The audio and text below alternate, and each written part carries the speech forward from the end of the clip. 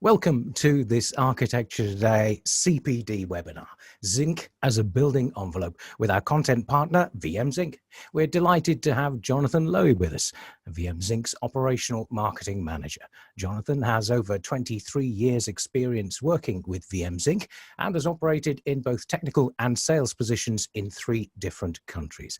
Jonathan has also been involved in technical certifications, including environmental profile declarations and technical systems certifications such as BBA certificates.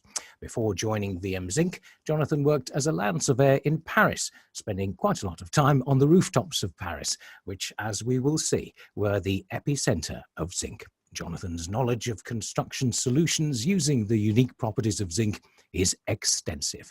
We'll be taking questions throughout the webinar, so please use the Q&A facility as much as you want. Jonathan.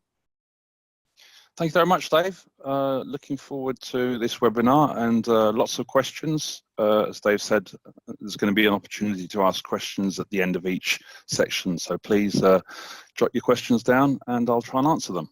We're presenting today's webinar CPD in 4 parts with Q&A opportunities after each part concludes. We'll cover roofing systems, build-ups, facade systems, performance and procurement later in the presentation, but we'll start with production and sustainability and a look at the aesthetics of zinc. Welcome to this VMZINC RIBA accredited CPD, Zinc as a building envelope. This is what we're going to cover. These buildings all feature zinc: Greenwich Millennium Village, Boathouse, Cambridge University, Islington Housing Association, and Ripple Retreat, Scotland. This is a satellite image, but of what? An aerial image of Paris. The Arc de Triomphe is in the center. Clearly you can see that the main color from above is grey. That is because most of the roofs in Paris are covered with zinc. 95% of all metal used in Paris for roofing is zinc. The nature of the architecture chosen by Baron Haussmann in the middle of the 19th century, combined with the color and availability of zinc, made it the ideal material. Much of this architecture required roofs to have a slope of 3 degrees. This is still the minimum slope for zinc roofs as built. Going below this slope greatly increases the chances of water ingress and staining and is not recommended. Paris and St. Bartholomew's Church in Liège. First ever zinc roof fitted in 1809.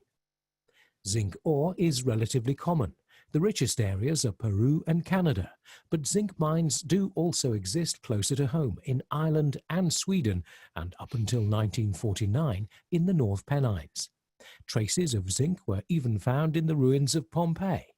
VMZINC has been produced continuously since 1837. Prior to the 1970s, all zinc sheet produced was mill-finished natural zinc. Furthermore, older zinc had more impurities, such as cadmium. This can sometimes give the zinc a whiter aspect, visible in this photo. Cadmium has been eliminated from zinc for almost 50 years now. Zinc was not only used in the redevelopment of Paris, but was also widely used in the UK for civic buildings, railway stations, King's Cross facade, etc. in the 19th century. However, zinc's use in the UK, unlike in continental Europe, remained quite limited and indeed almost disappeared entirely by 1990. Zinc production and sustainability. Approximately 1 kilogram of titanium and copper are added to 999 kilograms of special high-grade zinc, EN 988, in order to improve the tensile strength and creep resistance of the material. The mixture is heated up in an oven before being hot-rolled into a continuous slab. The zinc is then rolled down to the necessary thickness. Zinc used in the UK is usually between 0.7 millimeters and 1.5 millimeters. Zinc is a non-toxic element, Zn, and required by all living organisms, an essential element. Due to electrolysis taking place at room temperature, less energy is required to produce zinc than other metals. The BRE Environmental EN 15804 gives an expected life of 100 years for a zinc roof. At the end of a life, with limited maintenance, zinc is 100% recyclable. Some recycle zinc is then used for roofing applications, but much is also used for galvanizing, brass production, and zinc oxide used in skin creams. The Picton Reading Room Dome, Liverpool, was built in 1879 using zinc. After 133 years, many of the zinc panels were needing to be replaced. However, much of the original open-gap boarding was kept due to good design and installation. While the vast majority of the original design was kept, 21st century regulations meant that panel width had to be reduced and standing seams were incorporated between the batten caps. Current corrosion rates are less than 2 microns per year. A sheet of zinc is at least 700 microns thick. Aesthetics of zinc. Zinc can be chemically treated to give a wide range of different aspects, but always with a hint of grey. Natural zinc was the only option until 1978. Natural zinc is shiny but forms a patina when it reacts initially with water and then carbon dioxide. After 3 to 10 years, an even middle grey patina is formed, but it takes time for this to become uniform, and many building owners are not that patient. Pre-weathered light grey zinc imitates naturally weathered zinc through a phosphatation process and changes very little over the lifetime of the roof or wall. Whilst pre-weathered light grey zinc is not a painted finish, it is closest to RAL 7037. Examples of light grey pre-weathered zinc: Borough Viaduct, Winchester House, and Sevenoaks School. Pre-weathered dark grey zinc was first created in 1978 as a complementary flashing and gutter material for slate roofs. Its dark grey aspect has made it very popular for both wall cladding and roofing. Zinc would never naturally patina to a finish as dark as this zinc. Whilst pre-weathered dark grey zinc is not a painted finish, it is closest to RAL 7021. Engine Shed, Stirling. Murphy's Construction HQ, London.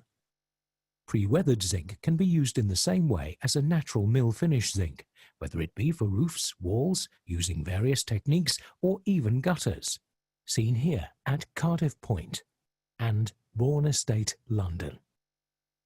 Blue, red, green, brown, and now grey are pigmented finishes. The mineral pigmented zinc range is not a painted finish. Rather, it is more like looking at light grey pre-weathered zinc through tinted sunglasses. The surface colour is created by adding mineral pigments to a durable pre-weathering, which is then sealed with a protective coating, creating beautifully organic red, green, blue, brown, and grey pre-weathered zincs. It can be used for the same applications as natural, light, and dark grey pre-weathered zinc. Examples shown: Glasgow Hospital, an architect's office in the USA, and Southampton Hospital. Godson Street in London uses all finishes. Job-specific mineral pigmented finishes are an option when the minimum order is 3 tons. These colours illustrate some of the possibilities, but bespoke colours are possible. Light grey pre-weathered zinc is the base, so darker colours are best. Bespoke pigmented green. Body Shop brand relaunch. Oxford Street, Bond Street store, global rollout. Engraved zinc combines a mechanical treatment with a chemical treatment and can be used in the same way as all other zinc finishes. Examples include Maxwell Centre, Cambridge, BDP Architects, Shrewsbury Renovation, and Seymour Street by Eric Parry Architects. Engraved zinc can be used in the same way as all other zinc finishes for both roofing and wall cladding. Volks Railway, Brighton, Modular Build, and the Maxwell Building in Cambridge by BDP Architects. A metro map of product innovation over 183 years.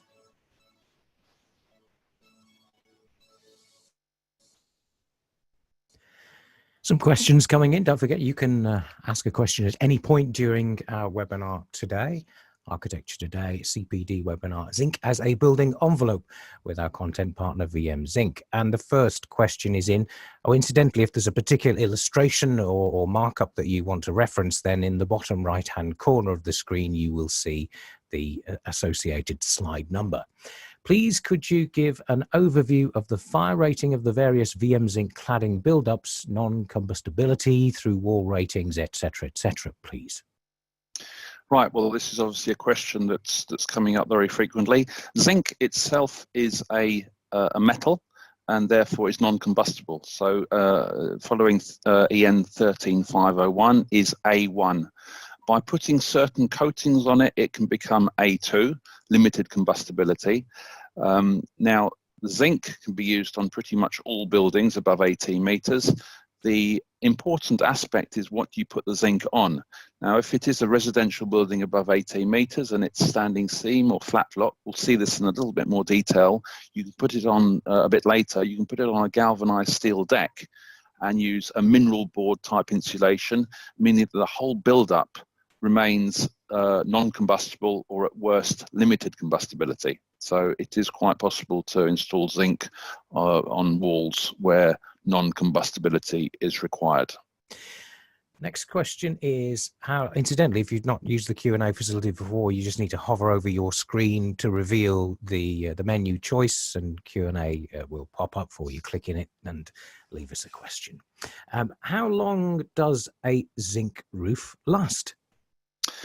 Yes, another good question. The Liverpool Central Library that we saw lasted 130 years. To say all zinc roofs and walls will last 130 years might be slightly asking a lot of it, but the BRE states 100 years, and we would expect at least that. As long as it's designed and installed correctly, zinc will last 3 to 4 generations or possibly more. So a long time. There's a couple of questions about pigmented finish. So what is the predicted lifespan of the pigmented color finish? The Pigmento range, we launched that 15 years ago now. In the UK, the first projects were installed in about 2006. So over the last 14 years, we've got a real life experience of 14 years not seeing any change or any visible change at all. We've done accelerated aging, which showed that there was no visible change for at least 30 years. So combining those two, where we expect at least 30 years, we don't expect to see any peeling or cracking. There could be a very, very slight fading back to the middle grey, but this would be over decades, so 50 years plus, but certainly not in the first 10 or 20 years we're expecting to see any visible change at all. I think you've sort of half answered the next question, because it talks about the color of anthrazine and pigmented coatings and the possibility of degradation over the life of the application. So you may want to expand a little bit, Jonathan. Yeah, Dave. The pigmented zinc and anthra are slightly different in that there's no added pigment or any sort of coating on the anthra. It is purely a chemical treatment and nothing else. The anthrazinc, as we said, has been around actually since 1978, so 42 years. It will change, but it does depend on the location of the building. If you're in a rural area, the change will be very, very slight indeed. If you're by the coast, it'll happen a little bit quicker. Zinc and salt actually mix quite well. Salt doesn't corrode zinc very, very quickly at all. Performs very, very well. But if you use a very, very dark product on a seafront, the salt in the air will very slightly affect the natural patina, and it will patina back to a middle grey a bit quicker. Now we do have a solution for applying a coating to reduce this. So the anthrazinc, if you're in a rural application or in the middle of the country, sort of Leicester or Birmingham, it's going to change very little. If you're by the sea, a bit quicker, and that's probably something that we should discuss depending on your project. Okay, thank you for that. Moving on to this one. The video mentioned 3 degrees as a minimum pitch.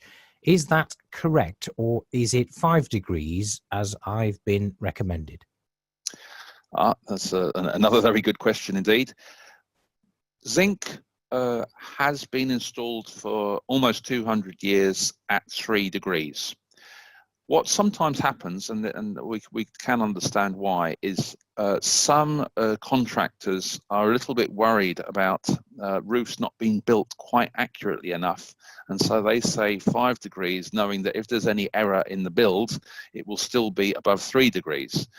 The actual requirement is 3 degrees as built. So as long as it's built at 3 degrees minimum, that is acceptable.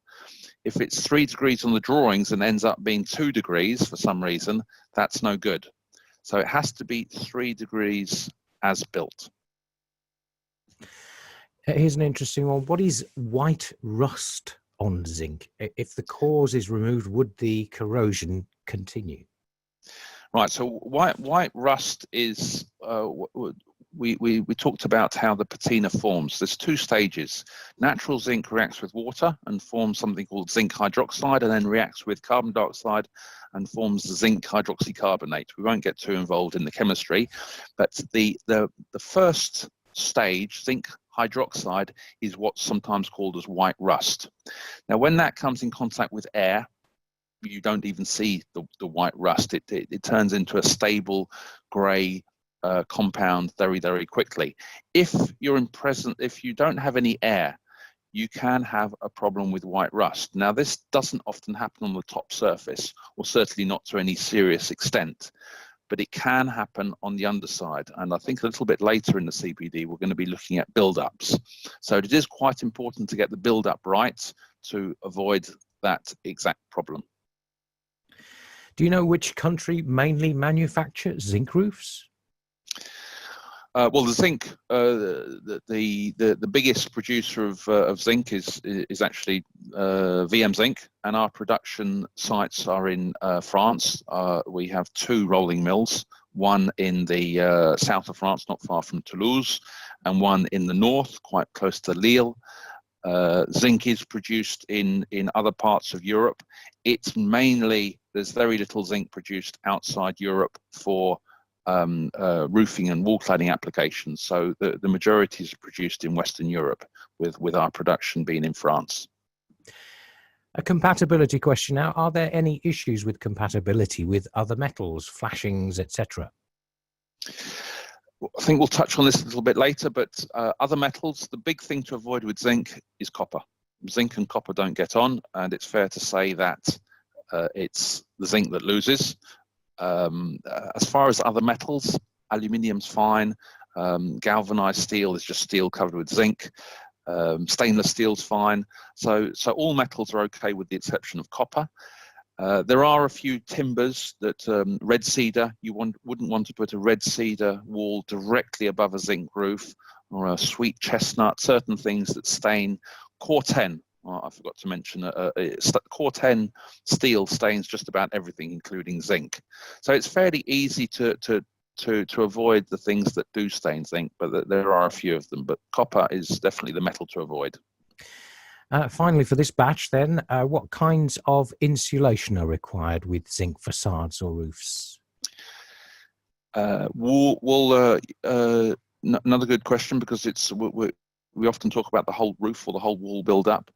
If you're doing a ventilated roof or wall, it's not critical to the zinc, because you're going to have an airspace, as we'll see, between the back of the substrate and the insulation.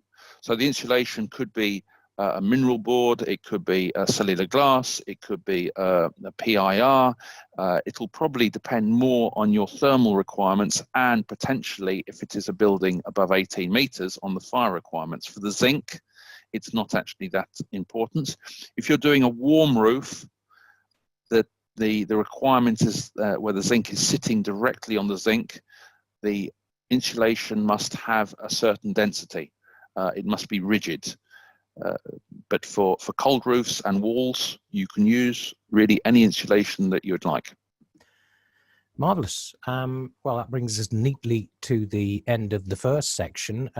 We've got 4 chances in total for Q&A. So if you think of a question, it doesn't have to relate to the particular section you've just watched, but any questions, Q&A, keep it going. And If there's a reference to a particular slide, you'll see the slide number in the bottom right-hand corner.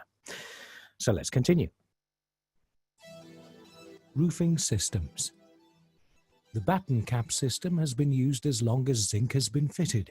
This system can be seen on many roofs in Paris and basically consists of a U-panel fixed against battens, typically 40 millimeters high. A zinc cap batten is then fitted over the timber. This is Bersham Church near Chester. Wallace collection with ornamental pre-weathered light grey profile connecting the zinc batten cap to the slate roofing. And traditional mansard south of France. Lord's Cricket Ground. The canopy at the top of the pavilion is a light grey pre-weathered zinc batten cap roof. And Poundbury, where zinc was used to create the roofing panels and a number of ornaments.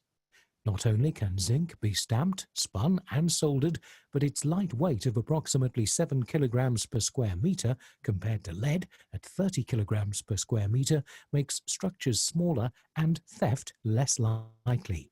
Standing seam panels have a 25 millimetre high seam and no timber batten. The panels are very flexible, with nearly all shaped roofs possible in this system. The top photo shows the protective film. All pre-weathered zinc is supplied with protective film, which should only be removed once the roof is complete. The film can remain in place for up to 2 months, 60 days, but must not be partially removed.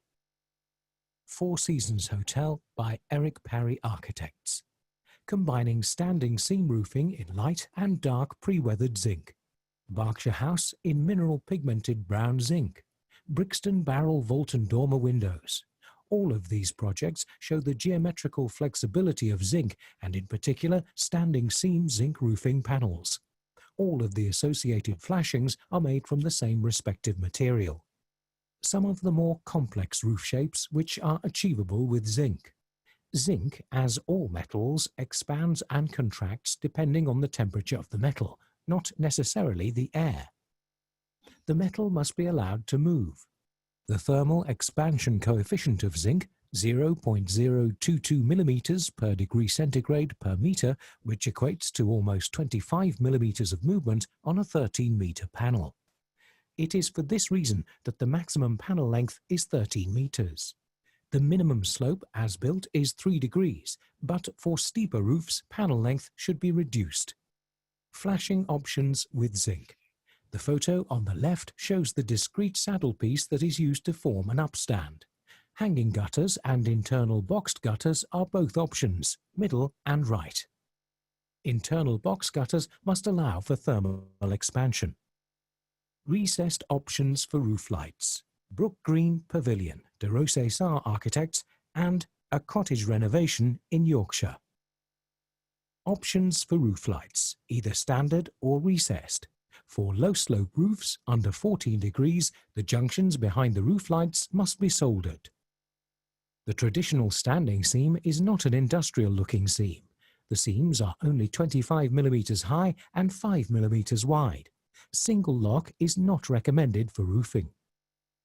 A specialist job with specialist tools. We always recommend recognized installers. Zinc, copper and stainless steel should not be installed by a general builder.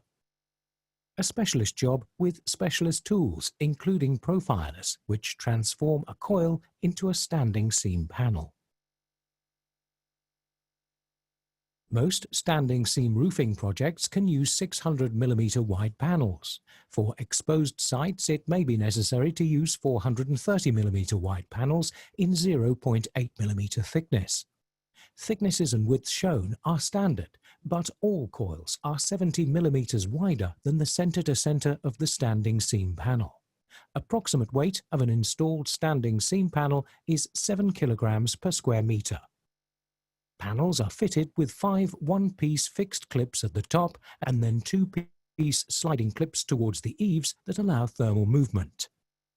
Installing in this fashion allows standing seam zinc panels to be used in almost all of the world's environments. The minimum slope as built is always 3 degrees.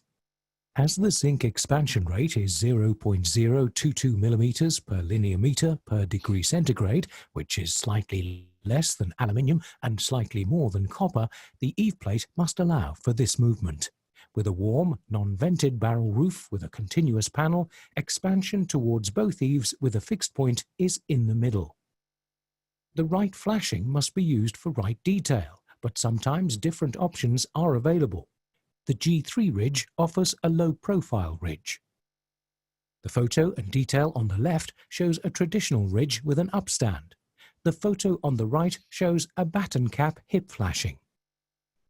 Build-ups. A cold vented roof must have an air inlet at the base and an air outlet at the ridge, minimum 10 mm open. A 50 mm deep continuous cavity between the back of the substrate and the insulation.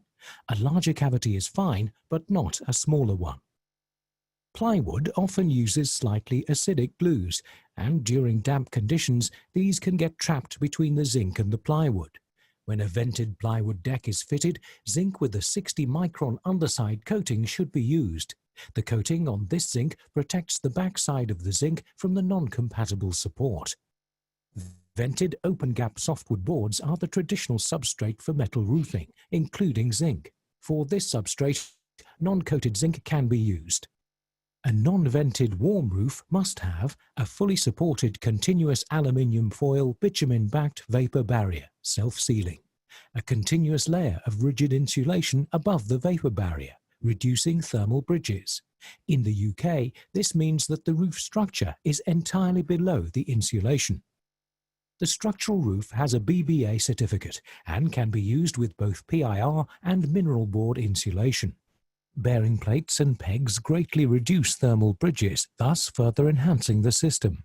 The fully supported aluminium foil bitumen-backed vapor barrier is below the insulation and the breather membrane above.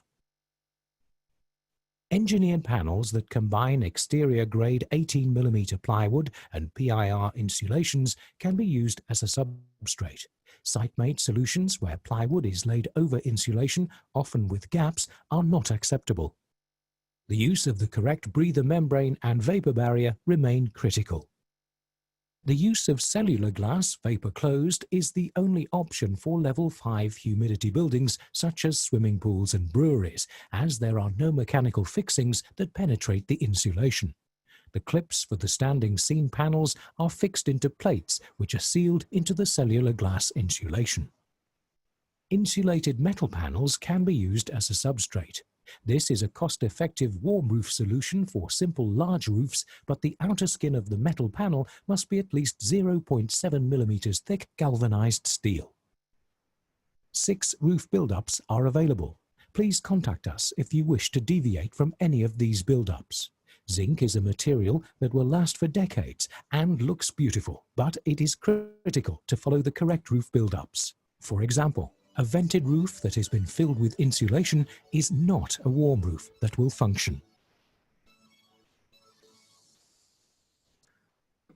We've got some more questions coming in on our webinar with Architecture Today. It's a CPD webinar today, Zinc as a building envelope, with our content partner VMZINC, and Jonathan Lowy is with us to answer any questions you may have. Plenty of them coming in, so let's get to them. What about waterproofing? Is the cladding itself rainproof, or does the subroof need to be weatherproofed? On a standing seam panel is weatherproof. I wouldn't say it's waterproof if you actually submerge it. But the combination of the seam and the correct flashings and that 3-degree slope mean that the standing seam zinc panel is the barrier to the water. You do not need another membrane underneath. On a wall, obviously, we'll see a little bit later, there are more options. Some of them are rain screens as opposed to skins that are actually the weatherproof skin. But standing seam is most definitely the weatherproof barrier, and there's no need for a waterproof layer underneath it. We talked about lifespan a little earlier, and another question regarding that. After 100 years, how can the zinc cover be restored? Does it need to be rebuilt? Can zinc indeed be restored? Well, what tends to happen, I do actually have a little piece of Liverpool Central Library in my office, So that zinc is about 100 and it's getting on for 150 years old now. What happens is the zinc does corrode. We saw it's about 2 microns a year, possibly in Liverpool in the 19th century by the coast, lots and lots of acid rain, coal. It might have been a bit higher, and after a number of years, the zinc starts to really get a bit thinner. Then you get a wind event, and you might get a flashing that breaks. And trying to restore that zinc after 100 years is really impossible. What can be done though is that zinc can be stripped off and it can be completely recycled. Zinc is, as we discussed, 100% recyclable, and in Western Europe it is recycled to about 98%. There's almost nothing that's thrown into landfill or not used. So after 100 years, I would recommend a new zinc roof, but the old one can definitely be recycled. Moving on again with lifespan, but how does the lifespan of the range of pigmented zinc affect the actual length of time? Yeah, that's a good question. The pigmented zinc, which was launched 15 years ago, was not designed to extend lifespan. That wasn't something we were trying to do, but it is a sort of a byproduct. It will very slightly last longer than a weathered zinc or a natural zinc. As I said, it wasn't part of the design process to try and find a product that would last even longer. We didn't really feel that was necessary, but it would mean that a pigmento roof would last very slightly longer than a natural or a pre-weathered zinc roof. Probably not by that many years, but maybe an extra 10 or 20 years or something like that. Still on the pigmento range, is it suitable in a marine environment? I think we're going to come on to this in the later section, but it's a good question. It comes up a lot. Zinc performs extremely well in coastal environments. In fact, some old Victorian piers had some of their buildings covered in zinc because it lasts very, very well. The only thing that has to be considered is that if you install zinc in a coastal environment on a non-rinse surface, so somewhere where water can't get to, so a soffit, it's likely that you will get some staining. Salt will sort of land on the zinc and encrust into it, and it won't wash off. It's not really going to be a corrosion problem, but aesthetically it might not be exactly what you want. And it will be the same thing with pigmento. So pigmento by the sea on a roof, on a wall, works very well, but if you start using it on non-rinse surfaces, staining could be a problem. There's several questions about colours, RAL, what's the closest to pigmento grey, and are there RAL references for colours? Would you like to take those together? Well, we do have, pigmento is not a paint as such, as we've seen, so it doesn't match a RAL chart. What we tell people is that it's quite similar to something, but it's not an exact match. So trying to compare pigmento to paint, that doesn't really work. Occasionally what happens is that a designer will try to say, right, okay, I've got a pigmento red wall and I'm going to use something that's actually quite different for the windows and not try to copy it, because there'll always be a slight difference.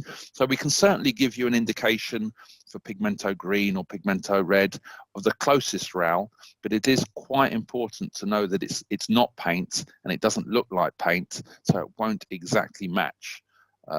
So that's just a design thing. We can obviously always send you samples, and we can send you lots of photos so you can actually see, but trying to match it to an exact RAL because it's not paint is quite, well, it's not really possible.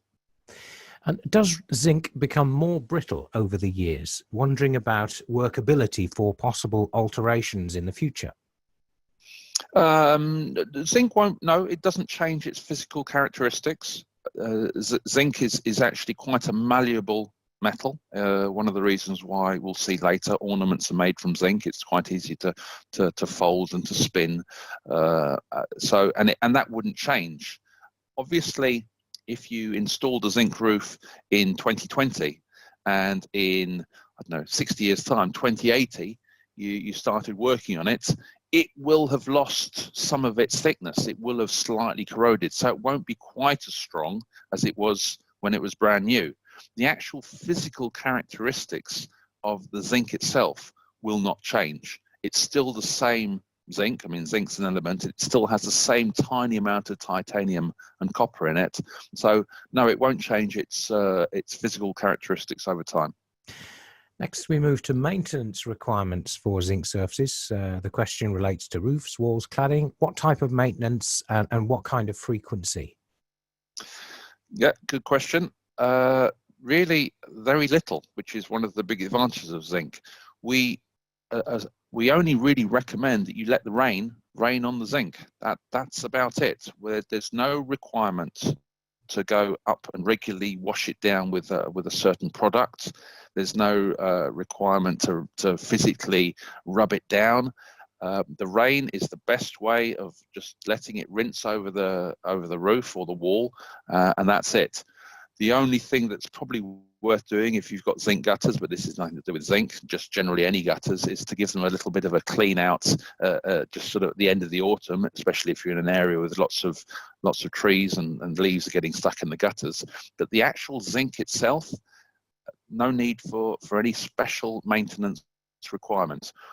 An occasional inspection could be worthwhile just to make sure everything's okay, but certainly no physical maintenance is required at all.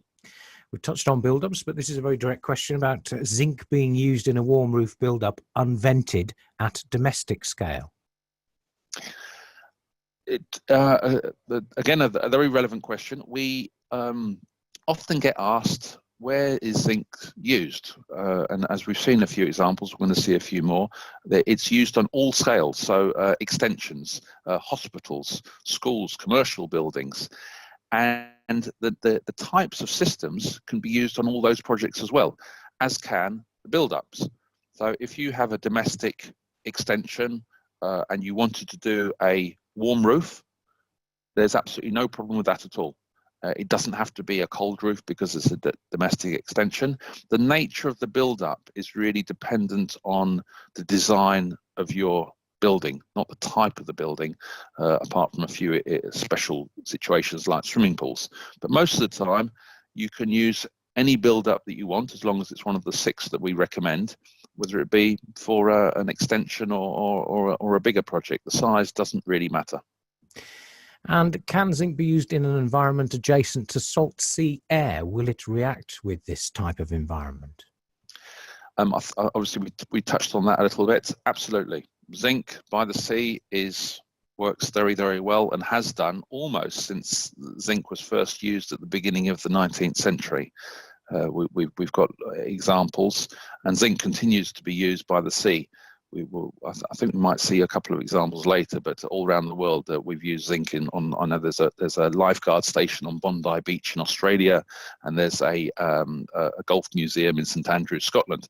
So yes, it can be used. The only thing to think about, and it's purely aesthetics, not talking about corrosion, is soffits, non-rinse surfaces within a kilometre of the sea. You can get staining on those, but from a corrosion and performance standpoint, zinc roofs and walls by the sea work very, very well. In fact, probably better than almost any other roofing material. Well, finally, in this section of Q&A, before we move on, we talked, you've already touched on cedar boarding being a problem, but somebody mentions, what about leaves and twigs in gutters from nearby trees then?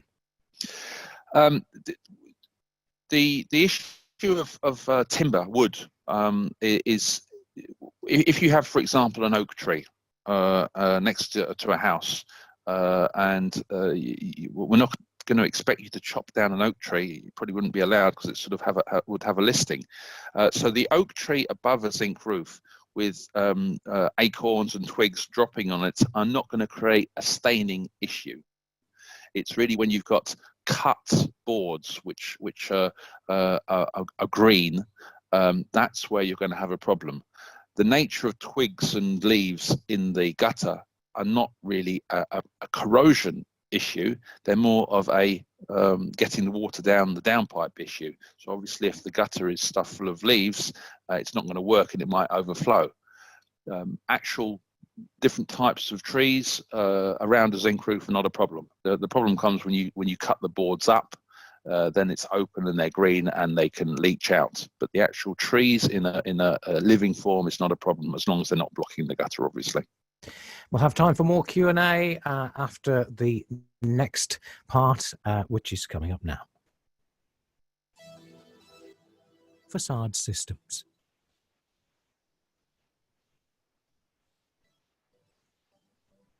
Roofs can be installed on walls, for example, standing seam, but there are also a wide range of options for wall cladding, ranging from diamond shingles to rain screen cassettes. Standing seam panels will never be completely flat, but using 0.8mm thick zinc and single lock panels 430mm wide will help with this.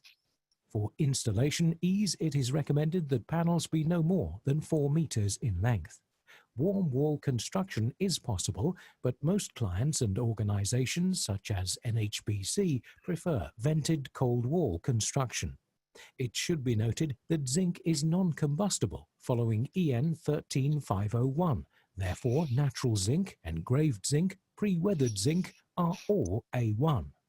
By applying a coating to the zinc, which is the case with pigmented zinc, and or coating to the underside of the zinc, moves the zinc to an A2 classification, but still allows the zinc to be used on all buildings above 18 meters in height. Traditional standing seam wall cladding has been installed over a timber support, but for projects where EN 13501 A1, A2 materials are required, the timber can be replaced with a 0.7mm thick galvanized steel deck. As with all cavities, fire barriers must be used in accordance with B3 and B4 of the current approved document B. The detailing is essentially the same whether the support be timber or galvanized steel deck. Standing seam panels can be vertical, but cover flat or curved surfaces. Panels can also be horizontal and of varying width, and again flat or curved. Many options exist for flashings, but all of these are in zinc. Abbeywood Crossrail Station, Pimlico School. Panels can be set at an angle and used as a soffit. Retrofit Paris Urban Block and Parsons Tower project in Newcastle, with dark grey and light grey pre-weathered zinc standing seam panels used to renovate an old 1960s educational block. Zinc lends itself well to this use as it is lightweight, flexible and a dry trade. Flat lock panels, sometimes known as shingles, exist in all shapes and sizes. The timber substrate can also be replaced with galvanized steel deck. The profile of the zinc panel itself will not change its fire classification. Rectangular panels, whether horizontally or vertically installed, should be no bigger than 600mm by 3 meters. Kingsland Wharves, Islington, JCMT Architects, and Stourbridge College with diamond panels. Bespoke shingle are also possible, as on this project in Canada. Diamond shingles can be used for roofing on slopes above 30 degrees. Brook Street and Bourne Estate. For slightly lower slopes, 15 degrees minimum, preformed stamped tiles can be used for roofing. Every square meter requires 9 tiles. Shiplap panels can be installed on cladding rails, metal or timber. The panels must be installed horizontally and have a 200mm coverage width. The panels can be either 13mm or 20mm in depth. A range of standard flashing pieces is available, thus simplifying installation. Interlocking panels are probably the most commonly used rain screen panels in zinc. The panels have a depth of 25mm and joint widths are typically 10mm and 20mm. Interlocking panels have been tested using the CWCT protocol, 2,400 pascals serviceability and 3,600 pascals safety. Panels can be installed vertically and with a mix of finishes. Panels can be installed horizontally. Sine wave or corrugated panels are available in all finishes. Standard wave size is 18 mm by 76 mm, one of the few systems with visible fasteners. Both horizontal and vertical installation are possible. Sine wave panels can also be perforated, up to 50% opening depending on the hole size. Project by GPAD architects with curved and perforated sine wave panels in pre-weathered dark grey zinc. For panels up to 600 mm wide, a cassette panel system is a good option. Maximum panel size is 600 mm by 2400 mm, installed either horizontally or vertically. Panels can be produced up to 900 mm wide, but they will be less flat and resistant to wind loading. Panel sizes and depths can be different as seen here: 40, 60, 80, 100 mm and various sizes. And on the right, an example by Stephen Hodder and Partners, Walter Street, Manchester. Zinc composite consists of 2 layers of 0.5 mm thick zinc with a 3 mm fire retardant polyethylene core. Zinc composite allows very large panels to remain very flat. The product has a 2-hour non-load bearing fire rating following ASTM E119, a test comparable to BRE 135, which is a National Fire Protection Association 285 that has been passed in the US. The material itself does not have an A2 certification following EN 13501. The zinc composite sheets are routed out and then folded into cassettes. The panels can be cut, thus allowing different shapes to be formed. Flatness. The right system must be chosen: zinc finish, panel size, joint type, etc. Other systems. After decades of discussion, the new Stonehenge Visitors Centre was finally completed in 2012, following a Denton Corker Marshall design with a zinc composite ceiling including perforated edges. Rain screens can be used on roofs, but extra engineering is required. In this case, gutters between and under the panels were installed on Trinity Square by Woods Bagot Architects. Zinc rain screens too can be perforated and even be made operable, as at the Tower of London Marriott by Bennett's Associates.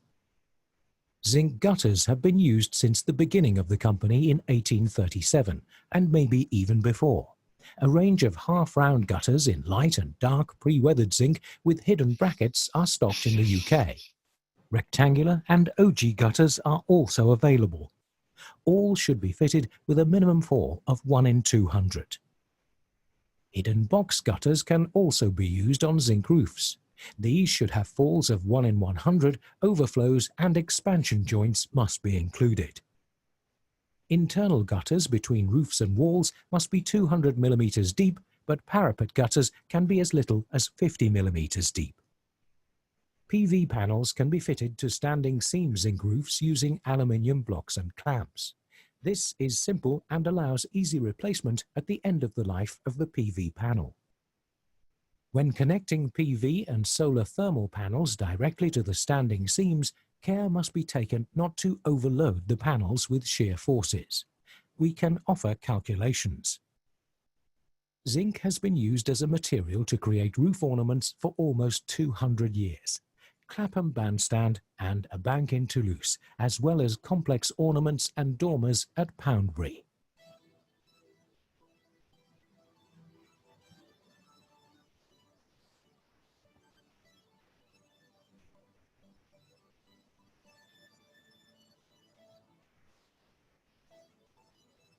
Zinc is not only very flexible, but also lightweight compared with materials such as stone, thus making supporting structures far smaller. Zinc can be perforated with standard patterns, but also complex ones, as well as images. This school in France has a patterned perforated screen. This artist studio on the Isle of Skye has stamped standing seam panels. Zinc is used as a material for interior applications, whether it be an office in Hong Kong or Coventry University. A coating can be applied to the zinc, reducing the effect of fingerprints in areas where the zinc will not be rinsed by rainwater. We're discussing zinc as a building envelope on this Architecture Today CPD webinar with VMZINC. Some more questions coming in, and there's plenty of opportunity, yet another Q&A session to come after our final part. But we've got one now. Quick one here is zinc, the dark weathered zinc. So, sorry, you just cut off there, Dave. Is zinc the dark weathered zinc? Yes, it is. Zinc is the dark weathered zinc. So it's the first one that we produced back in 1978. The objective was to simulate something that looked a little bit like slate, and the Anthra is the dark zinc. Yes, indeed. With a ventilated substrate, is it possible to have a seamless finish at the top and side of dormers? If you've got a ventilated substrate, we do need to create air inlets and air outlets so as to allow the vent to do to vent. That's important. Now there are flashings where the vent can continue around a corner, but at a junction between a wall and a roof, you're going to have a change in panels. You can't have a panel wrapping round a roof to a wall in one continuous panel. So there would be a small flashing. Wouldn't be more than a few centimeters, but you could have the standing seam on the wall, the standing seam on the roof. That's not a problem. And there'd be the same width panel, the same finish, but there would be a very small flashing between the two of them. We can send you photos of examples of that if that's something you'd need. How does zinc perform in a hot, humid climate such as Dubai? Zinc's been used all around the world. We've done the odd project in the Middle East, not that many. We've done more in the southern states of the US. I know we've done a number of projects in Texas and Louisiana, which is obviously very hot and very, very humid indeed. The added factor in Dubai, I believe, is also sand. So you've got a combination of sandstorms, obviously lots of heat, humidity, salt. There are probably some finishes. The zinc itself would work well. That's not a problem. It's the aesthetics. So there are some finishes that are going to work better than others. The engraved zinc, the Azengar, that would work very well. The light grey quartz would work very well. The pigmento and anthra might not be the ideal solution for all projects. So the zinc itself, absolutely, but care would be needed on choosing the right finish for the location. Moving on from that, are there any areas, is the next question, that you should not use zinc? I don't think we found any yet. As far as geography, zinc's been used high in the Alps, at the top of cable car stations. It's been used in right across Canada, where obviously it can get very, very cold indeed. It's been used on the lighthouse at the end of the world, which Jules Verne based his novel on, at the bottom near Cape Horn, where it obviously gets extremely windy. The areas where you can't use zinc are flat roofs. It's not a flat roof material. But as far as actual locations, zinc can be used everywhere. As the previous question asked, and it's a good question, some finishes might not be appropriate in all environments, but you would be able to use the zinc in pretty much any environment in the world. Recycling and sustainability is clearly top of people's minds. How recyclable is zinc? I know we've touched on it, but this goes a bit further. When considering the circular economy, where is it recycled, and what's the process for designing that into the pre-construction phase? Well, the sort of designing it into the project, that's maybe a little bit more tricky. Just the answer that zinc is, obviously it lasts a long time, which is a big advantage. But when it does get taken off, it has a value, and materials that have values tend to get recycled. So that's why, whilst it's 100% recyclable, there's about 98% that actually is recycled. Around just over 20% of the zinc that we produce comes from recycled sources. So it's not all of it, but a lot of zinc, old zinc for roofs, actually then goes into uses such as galvanizing, brass production, and a fair bit into zinc oxide, which, as we touched on, is used in skin cream, but also in all sorts of other things, in paints and other industrial processes. So we'd probably, the actual designing into the process, that might be something we might need to look at in a bit more detail, but it is most definitely not a metal that is ever thrown away at the end of its life. It is very much, it's kept circular, as it were. What is necessary to keep in mind when combining zinc with other materials, e.g. brick and wood on facades, when it comes to behaviour in relation to those materials? Zinc's, obviously, there's very few buildings that are completely covered in zinc, even though I love zinc. I like other materials as well, and I think some of the best projects we've done around the world have a combination of building materials.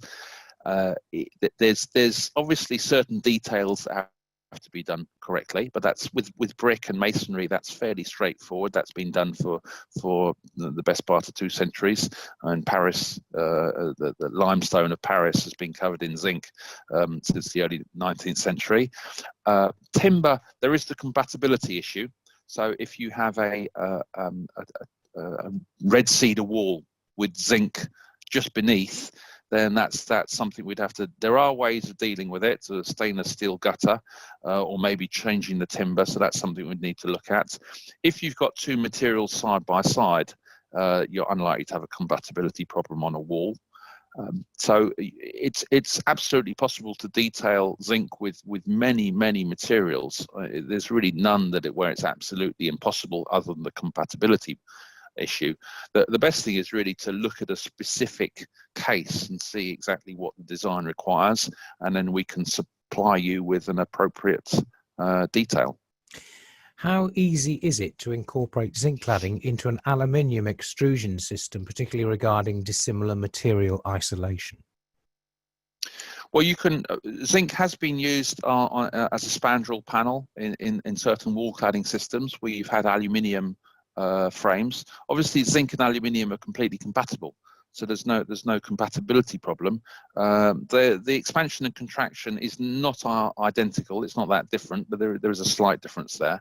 So zinc has been incorporated into certain curtain wall type systems, so that is possible.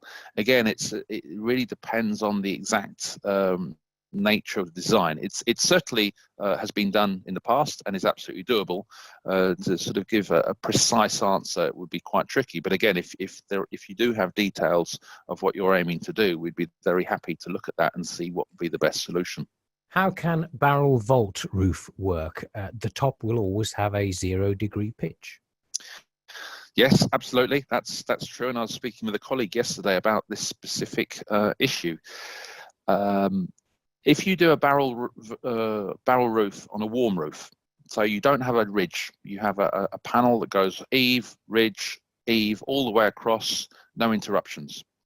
It's absolutely true that you have an apex point with 0 degrees, but because it's at the ridge, the water won't just sit there, it will drain off one side or the other. So what we accept, and this is quite specific, and it's a very good question, for a barrel roof, is that the radius of the roof has to be absolute maximum of 60 meters. If you go over 60 meters, you have an area that's of less than 3 degrees, which is just too big, and there is a risk of water ponding and possibly water ingress.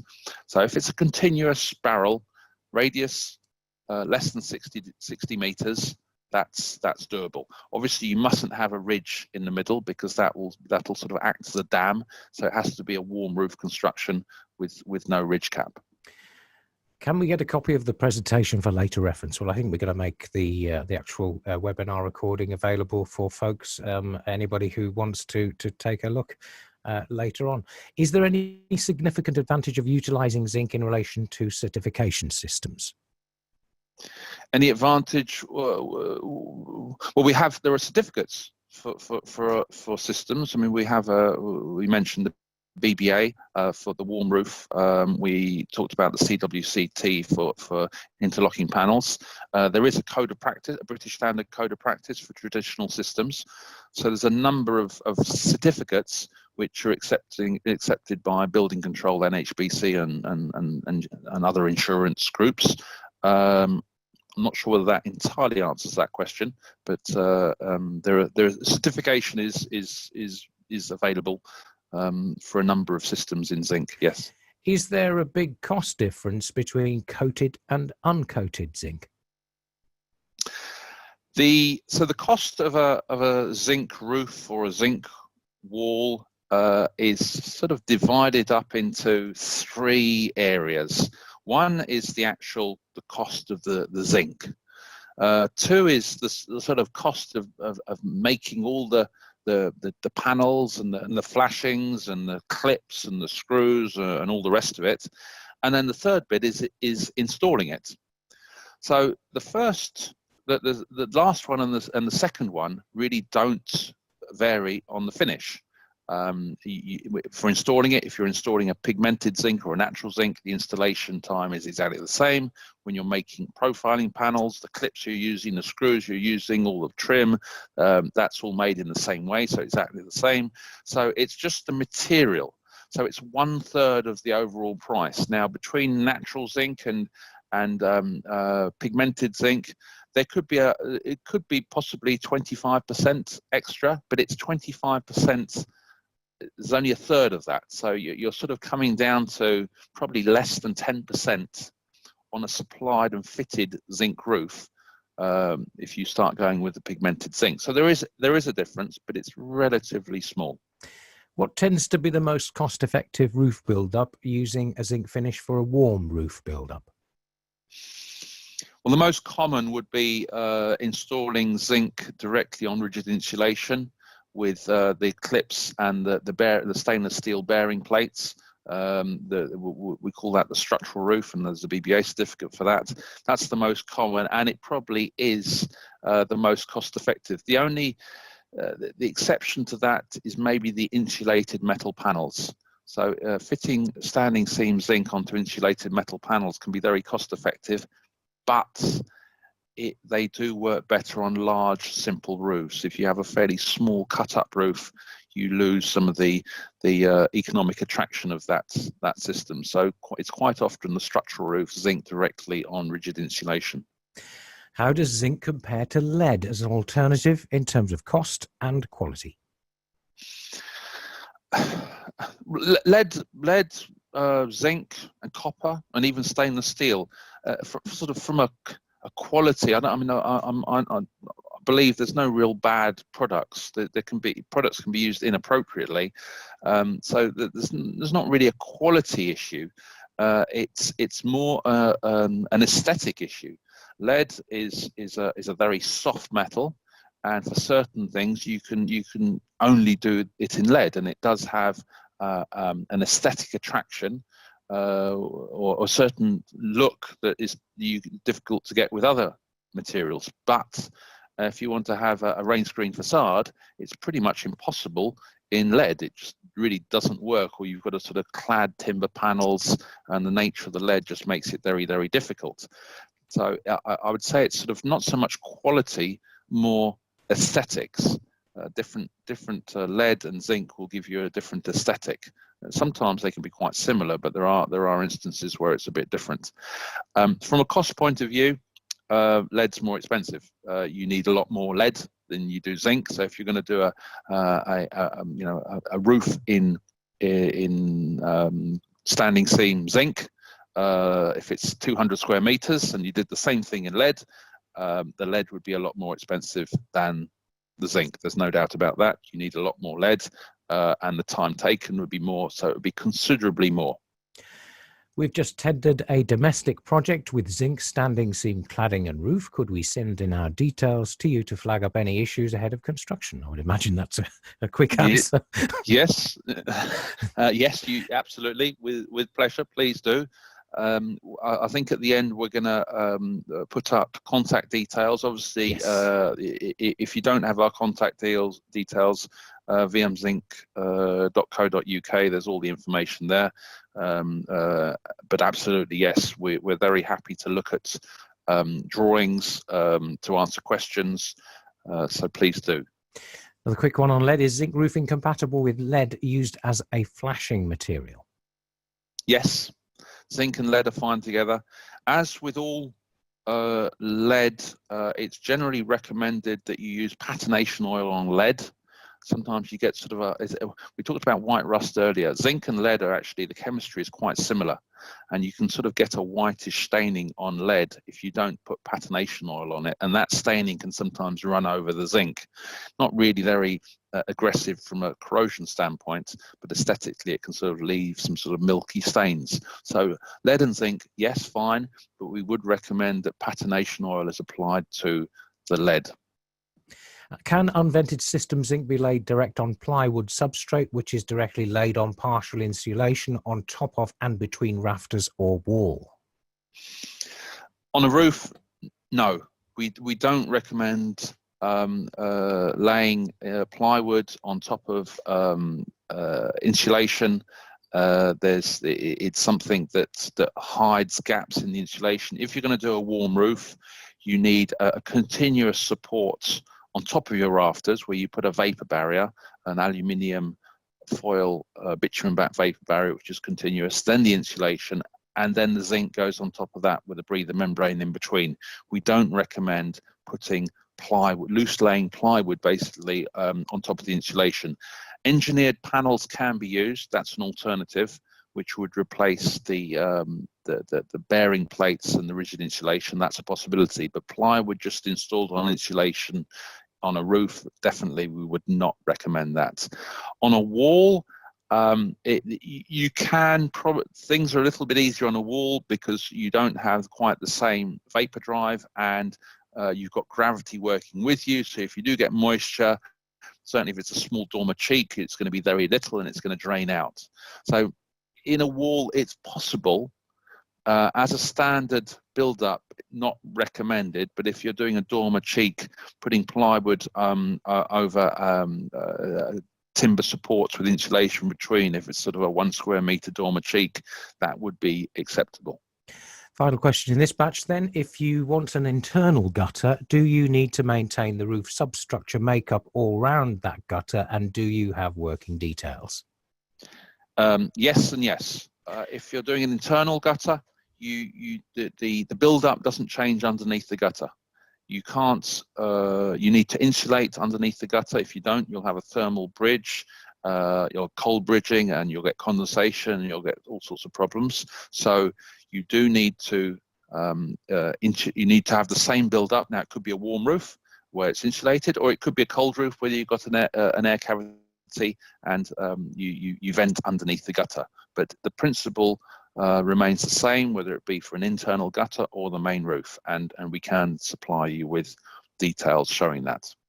There's a final Q&A briefly available to us, so if you do have any burning questions, then flick a question to us in the Q&A and we'll deal with it in a couple of minutes' time. Performance. The company is ISO 9001 and ISO 14001 registered. Zinc also has a BRE Environmental Product Declaration EN 15804, which, amongst other things, indicates a lifespan of 100 years with full recyclability. Bondi Beach Surf Lifeguard Pavilion and British Golf Museum, St Andrews. Unlike some other metals, bare zinc can be used in coastal environments without salt corroding the surface of the zinc to any severe effect at all. Other than regular cleaning of gutters, zinc roofing and cladding panels do not require maintenance. The rinsing effect of rainwater is quite sufficient for the zinc panels to be cleaned. As pre-weathered dark grey zinc is just that, dark grey, stains tend to stand out a little more easily. Any salt staining is purely cosmetic and will not severely affect the integrity of the zinc. Coated zinc consists of pre-weathered zinc with an organic coating that creates a far smoother surface. The smoothness of this material results in particles not being able to stick to its surface to the same extent as pre-weathered zinc. This smoothness also facilitates cleaning.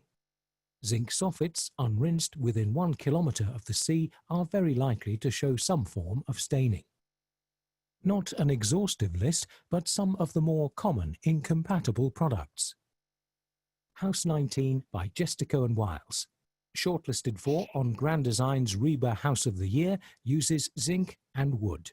Not an issue here because there is no runoff from wood to zinc. Zinc to wood runoff is not a problem. Various panels have been tested to CWCT protocol, serviceability 2,400 pascals and safety 3,600 pascals. Building completed in May 2003.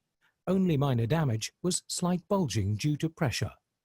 Another church building showing the blown-out windows and ripped-off single-ply roof, but zinc intact. Winds in New Orleans during Hurricane Katrina reached 140 miles per hour. Price dependent on size, complexity, and location. Most products are stocked in the UK and Ireland and therefore rapidly available. Up to 6 weeks lead time for non-standard products. VMZINC service offer. It is critical that standing seam roofing and cladding is installed by a competent hard metal contractor. Good design and good products need highly skilled installers. VMZINC at Work partners do have a track record of successfully installing zinc roofs and walls. They also know and understand our recommendations following training.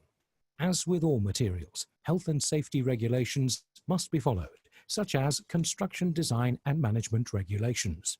It is critical for individuals to follow regulations through correct attitude and applying personal safety. All risks must be assessed, PPE must be used, correct lifting and handling is always required, and working at height needs to be carefully assessed. Thank you for watching.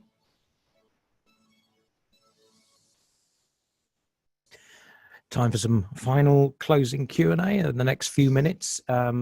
Various questions coming in on following on the maintenance side of thing and some specific questions relating to cleaning. So here's the first of those. Cleaning zinc. Is it wise to remove seagull droppings? There was another one about bird droppings, and there was also one associated with render spits.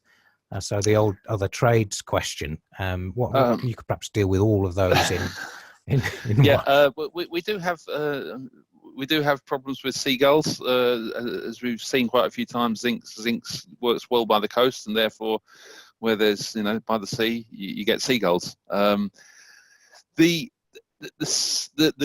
guano, which I think is the technical term, is not going to do anything. It's not going to make a hole in the zinc. It's possibly it is quite toxic stuff, so it can stain the surface of the zinc. So it's not going to do anything worse than staining it. So if you did leave it there, you might get some sort of stain. Obviously, if you can put some sort of bird protection on a ridge to stop the birds sort of perching there and doing their business there, that's probably going to help. If it's just birds flying around, dropping randomly over the zinc roof, I would say that the rainwater is going to deal with most of that. It's sort of big lumps where there's a sort of perching problem, and maybe that could be dealt with by the anti-bird products that exist that could be attached to ridge caps. So it's more aesthetics than a real corrosion issue. As far as other trades, all of our pre-weathered zincs are supplied with a protective film, and we recommend, where possible, that protective film be left on if any other trades are working in the vicinity, and that can be left on for 2 months after the zinc's been installed. And as long as you do that, you're going to protect the zinc quite a lot. You don't want to partially remove the film. That's not a good idea. It's either on or off. But if there are other trades going on, the film is the best way of dealing with that. Obviously, if a zinc facade gets speckled with render or cement, it's not going to look great. So the film is the best solution for that. Should zinc roofing or cladding be used in a heavily wooded environment where there's likely to be tree resin and other deposits around? We've done projects in areas where there's lots of trees. As Dave mentioned, I spent some time in other countries, including in the US, and I lived in best described as a wood, and had a little bit of zinc on my house, and it's really not a problem. Obviously, if you have some sort of tree where you're literally getting sort of sap dripping out of it, then that potentially could be an issue, but it would be a very special exception. So most of the time, the biggest issue with roofs in wooded areas is gutters getting blocked, which isn't particularly a zinc issue. That's just you do need to clean out your gutters if you live in a wood. Moving on to square and diamond tiles, what substrate do you fix them to? Is there a non-combustible alternative to plywood? You can use shingles, diamond squares onto galvanized steel deck. We did a project we showed earlier, a school, sorry, not a school, a hospital up in Glasgow that was done quite a few years ago, before Grenfell actually, where rectangular shingles were fitted to a galvanized steel deck. So the best substitute for plywood or open gap boarding when fire issues are a concern is to use a galvanized steel deck. Okay, and moving on now, it is some more here, just a few more minutes of questions. You've mentioned clearly zinc requires a skilled trade contractor to install. Do you have a list of preferred zinc cladding and roofing trade contractors? Yes. We do. It is very important, certainly for standing seam roofing and cladding, that it's installed by the right installer. It's not a general building trade. We have a recognised list across the UK and Ireland. There are about 110 or 120 now, maybe installers, companies that regular fit what they call hard metal. So not meaning lead, so zinc, copper, stainless steel, and those installers we would recommend. We also have a VMZINC at Work partner program where installers we give them training, we explain exactly all our recommendations, so we have a slightly closer partnership with those companies, and there's almost 60 of those across the country, and they give 30-year warranties on the metal as well. So yes, we can give details of contractors around the UK and Ireland. Absolutely.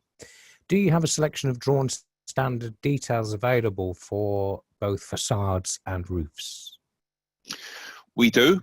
We have drawings. We have drawings that you can download online, both AutoCAD and PDF in the roofing systems and the wall cladding systems. We also have BIM models if that's necessary. We work with MBS and we've got BIM models. We do have a more extensive library of CAD drawings. Not all of them are online. So if you do have something specific that you can't find online, we'd be happy to send that to you. Or if you just want us to send you a zip package of drawings, we'd be happy to do that as well. So please feel free to drop us a line, an email, or a telephone to ask for that, and we can send that out to you. Or there is the option of going online and downloading it, but both are fine. We have some contact details. We'll run through those just at the end of the presentation, but a few more minutes of questions. Can PV panels be set vertically between standing seams rather than across the tops to keep a flatter finish? We are you can basically adhere or glue PV panels to standing seams. That has been done in the past. The issue there is it has to be done in the right way, because you're often adhering something in situ. So it has been done. I would say that the clamped option is far more common, but the gluing issue is a possibility. But we do need to carefully look at the logistics of being able to do that in situ correctly. Gluing obviously requires a certain temperature, a certain humidity, no dust, and when that's done correctly, it works very well. After all, cars are glued together and planes are glued together. But when it's done in situ on a building site, a lot more care needs to be done. So yes, it's possible, but logistically it is a little bit more tricky than the clamp-on system, which is a lot more simpler and probably more cost-effective as well. With the perforated system, regarding having more ornate images, do you have a minimum gap between each perforation to retain the strength, or can you have allowances to obtain the image that you want? Obviously, you don't want to turn it into an old-fashioned stamp where you sort of rip the zinc.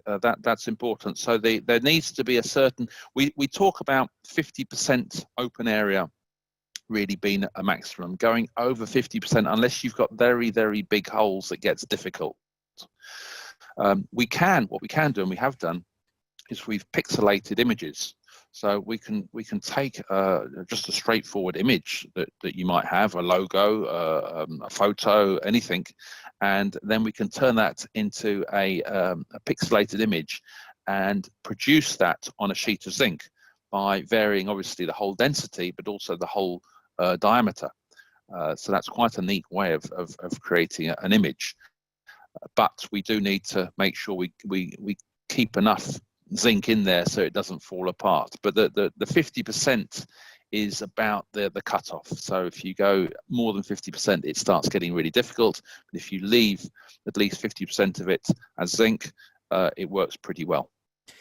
Is there an alternative to the capped and standing seams panel joints, e.g. a flattened welted seam that allows one section of pitched roof to transition into another, say a crossfall? You can do a welted joint, because if you have a panel, a standing seam panel, you need to join two panels. We have what's called a double welted joint, which has a soldered plate and then it hooks together. That can only be done at above 14 degrees. So it's not as weather tight as the standing seam or the batten cap. You can also do flat lock panels, diamonds, but that would require 30 degrees. The advantage of the standing seam and the batten cap is because you have the upstands, it allows you to go down to a much lower slope. So it is possible, absolutely, but you increase the slope. There's the tile, the stamped tile, which is actually called an addiker that we saw in the presentation, and that has raised edges, allowing you to go down to 15 degrees as a minimum. So there are options, but they can't go down to quite such a low slope as standing seam and batten cap. Got another question on PV panels and zinc roofs. Can PVs be integrated within the standing seam panels, i.e. nearly within the panel width, for a more discrete aesthetic? I think that's probably what we were talking about earlier. So having them adhered to the zinc, and the answer is yes. But logistically, it's a lot trickier. It has been done in the past, but the clamp-on systems are far more common, more cost-effective, easier. Does have the advantage of being able to you can replace it. Your zinc roof, as we've seen a few times, should last you decades, maybe over 100 years. I wouldn't like to even imagine what PV technology is going to be like in 20 years. it's undoubtedly going to be very different to today. So there might be a need to replace that, which obviously by adhering to the zinc gets a little bit more difficult. But aesthetically, there's no doubt that it is very, very elegant. So it is possible, but logistics have to be looked at carefully. How do you ventilate the rear of the zinc standing seam cladding if you have, for instance, a 50-meter high facade where there are no windows and you're using a steel decking? Got to be honest, haven't come across that project yet. We would probably 50 meters is probably too far to go from without any ventilation. On a vertical wall, I would say you could probably go up to 20 meters, and then you might have to have a flashing which allows air inlet and an air outlet, which could also act as an additional fire barrier. 50 meters in one run, even on a wall, without any interruption, is probably going to be just a little bit too much. So you might have to have a couple of intermediate horizontal flashings to allow air in and out. Is there actually any incompatibility between single ply and zinc? We've had a project where zinc outlets were specified out of single ply roof, and there was difficulty in connecting the two materials together. There's all sorts of sort of old-fashioned bituminous felt is not going to be very compatible because it has organic acids that leach out, especially when they're put in the sun with UV light. But there's lots of membranes now that exist that are compatible with zinc, so the compatibility isn't really the problem. The bigger issue is making sure how do you connect the outlets. Now, often membranes are sort of stuck down, and sticking it onto metal, whether it be zinc or anything else, is sometimes quite tricky. So it's not really a compatibility problem. It's more making sure that your membrane can stick to the metal outlet pipe in a durable, robust, weather-tight way. That's probably the biggest issue. So if you do have a downstand, that solves that problem. A few more minutes of some closing questions, and there's plenty of them there. Any temperature recommendation for installing zinc? Yeah, that's a very, very good question. Zinc, like all metal, is cold brittle. Some metals are more cold brittle than others.